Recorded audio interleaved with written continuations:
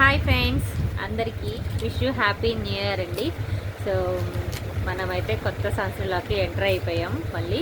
So 2024కి అయితే good bye చెప్పేసి 2025లోకి అయితే ఎంటర్ అయిపోయాం. సో ఈ సంవత్సరం అందరికీ కూడా చక్కగా ఉండాలని, అందరి పనులు కూడా సక్సెస్ఫుల్గా జరగాలని, ఎవరికి ఎటువంటి ఇబ్బందులు లేకుండా ఉల్లాసంగా ఉత్సాహంగా అన్ని పనులు జరిగిపోతూ చక్కగా అందరి లైఫ్ కూడా బాగుండాలని, ప్రతి ఒక్కరి లైఫ్లో వెలుగుని నింపుతూ ఈ సంవత్సరం మన